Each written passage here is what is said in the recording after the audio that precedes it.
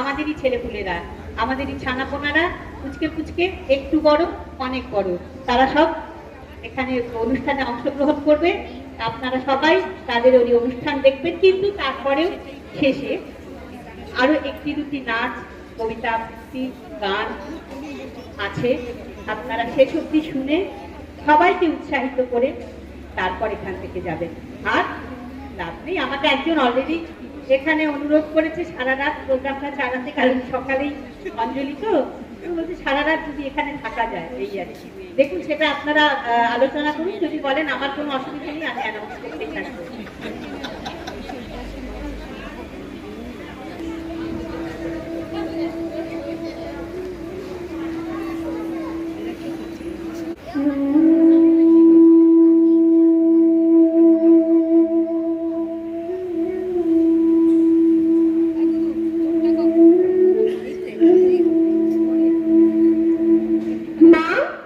এবার নাকি দুর্গা পুজোয় আমাদের সকলকে মণ্ডপের কাছে যেতেই দেবে না।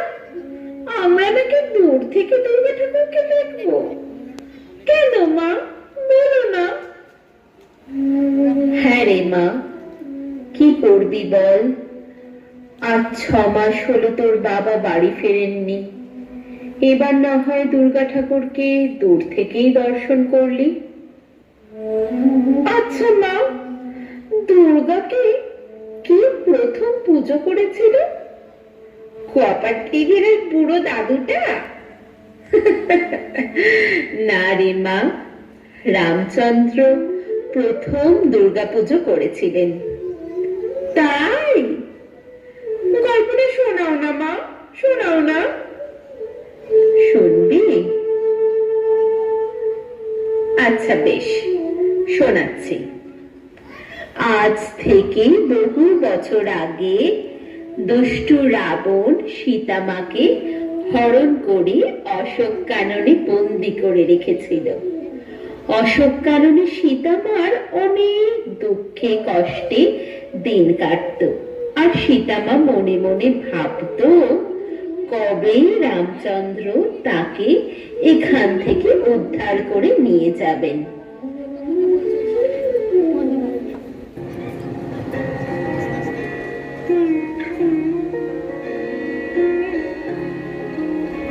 श्री रामचंद्र कृपालु भज मन हरण भव भय दारुणं नव कंज लोचन कंज मुख कर कंज पद कंजारुणं श्री राम जय जय राम।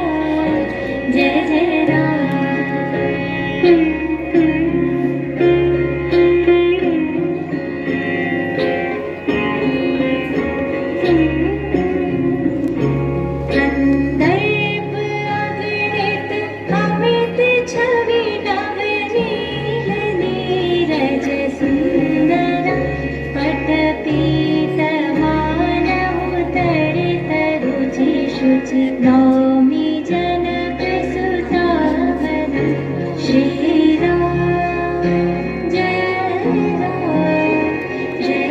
राम।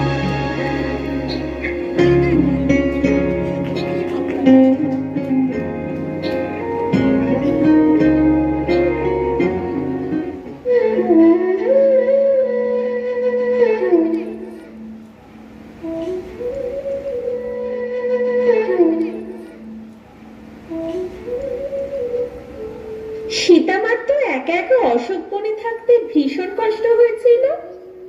রামচন্দ্র তাকে খুঁজতে আসেননি?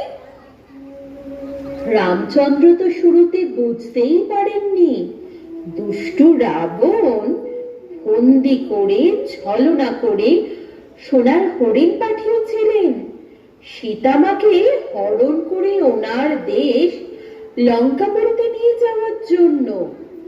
রামচন্দ্র সেই সোনার হরিণের পেছনে ধাওয়া করে চলে গেছিলেন গভীর জঙ্গলের ভেতরে। ভয় পেয়ে সীতামা লক্ষণকে রামের সন্ধানে যেতে অনুরোধ করলো। রাম যে অপরাজেয় হলেও লক্ষণ তো সেটা জানতো। বারংবার সীতামাকে বোঝানো সত্ত্বেও বুঝতেই চাইলেন না। তাই অবশেষে কুটিরের চারদিকে একটা গণ্ডি কেটে সীতাকে সেই গণ্ডির বাইরে যেতে নিষেধ করে লক্ষণ গেলে রামের সন্ধানে। আর রাবণ এই সুযোগের অপেক্ষায় ছিল। দুষ্ট রাবণ ঋষির ছদ্মবেশে এসে সীতামার কাছে ভিক্ষে চাইলেন। রাবণের ছলনা বুঝতেই পারল না সীতামা, আর সেটা বুঝতে না পেরে সীতা গণ্ডির বাইরে এসে ভিক্ষা দিতে দুষ্ট রাবণ সীতামাকে অপহরণ করে নিজের রথে তুলে নিলেন।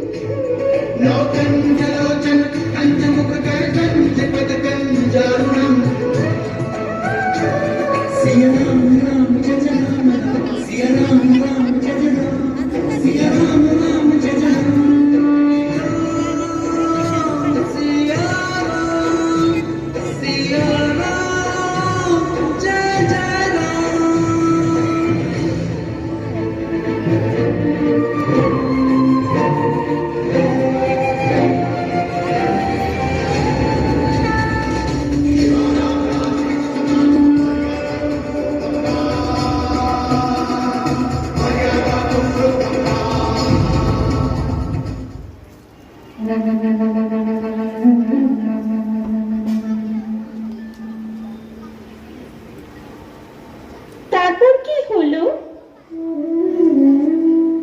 রাবণের সাথে যুদ্ধ করার আগে রামচন্দ্র দেবী মহামায়া মহাসুরীর আরাধনায় ধ্যানে বসলেন।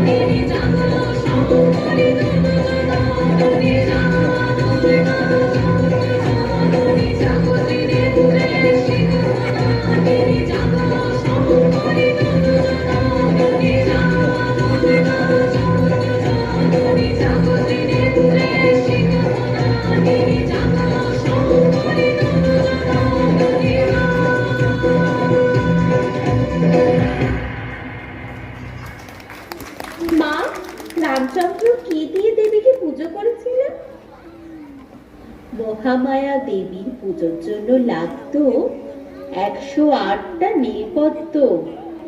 রামচন্দ্র অনেক কষ্টে খুঁজে 107টি জোগাড় করলেন, কিন্তু শেষ পদ্মটি না পেয়ে নিজের চোখেই তীর ধরলেন।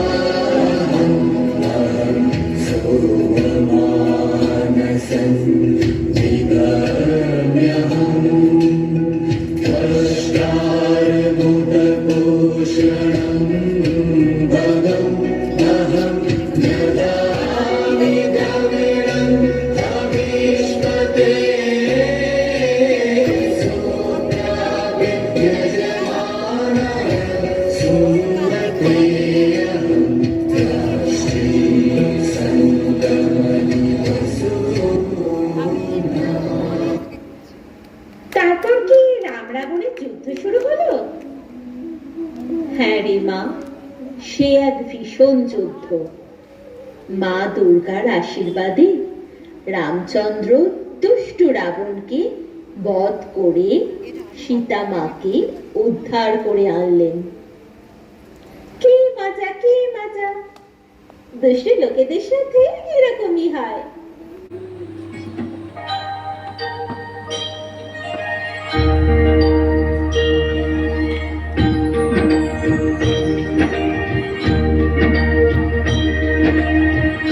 मंगल भवन मंगल हारी, द्रवहु सुदशरथ जय बिहारी।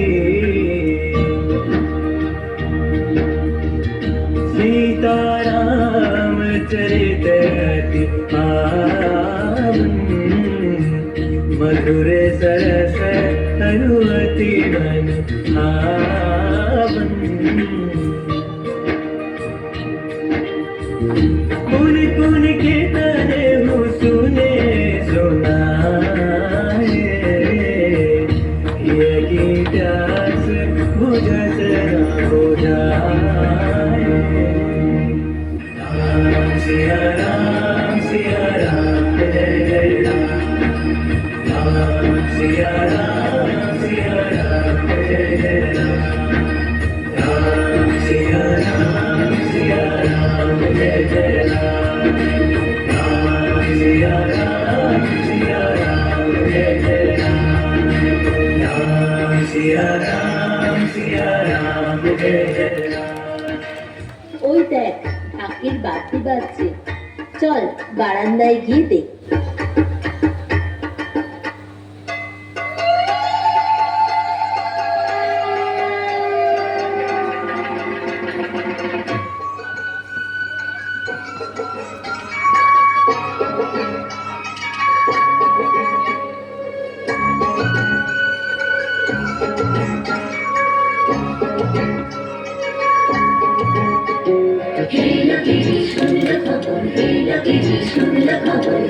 বেজে শুনল খবর হে লগিরি শুনল খবর কইল নারদ মুনিতে আইলো আমার প্রাণলো বাড়াইলো মা বাড়িতে হে লগিরি শুনল খবর হে লগিরি শুনল খবর আইলো নারদ মুনিতে আইলো আমার প্রাণলো বাড়াইলো মা বাড়িতে আইলো আমার প্রাণলো বাড়াইলো মা বাড়িতে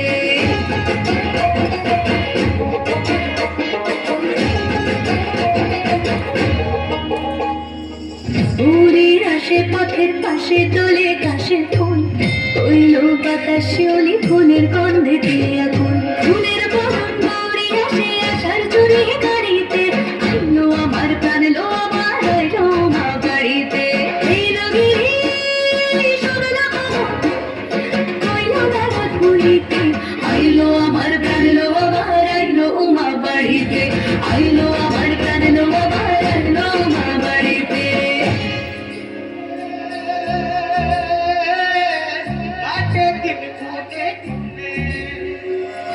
ষষ্ঠীতে হয় বোধনু মার সপ্তমী স্নান হয় পাতায় অষ্টমীতে অঞ্জলি আর নবমী জয়রাত জাগায় সাজলো সখী আজলো সকল সাধারণ শাড়িতে আইলো আমার প্রাণ লো আমার আইলো মা বাড়িতে এই লগিরি শুনল খবর আইলো নারদ মুনিতে আইলো আমার প্রাণ লো আমার আইলো মা বাড়িতে আইলো আমার প্রাণ লো আমার আইলো মা বাড়িতে আইলো আমার প্রাণ লো আমার আইলো মা বাড়িতে সমীর লাগিলে শুরু চিত্তে উচ্চাটন পুরাণের গৌরী আমার থাকবে আর কতক্ষণ বিষাদের মূল ছুঁয়ে নীল আকাশ শরতের বলে যায় আজকে বছর আবার হবে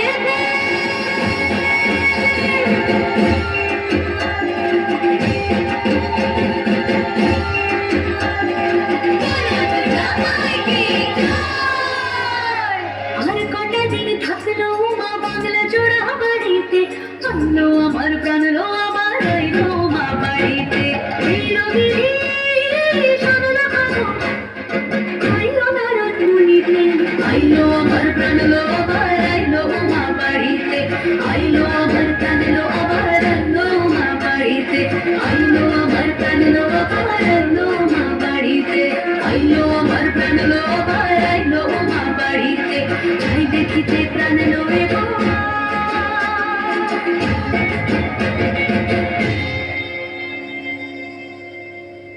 রইলো মা বাড়িতে রইলো মা বাড়িতে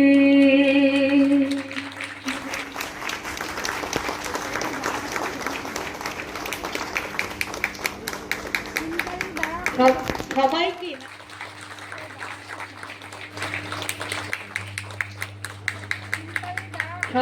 সবাইকে মানে কাউকে বাদ দেওয়া যাবে না, প্রত্যেককে অনেক অনেক অনেক অনেক ভালোবাসা।